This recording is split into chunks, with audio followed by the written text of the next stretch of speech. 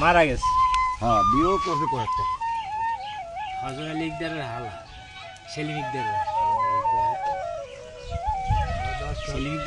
বউ তো চেহারা কিন্তু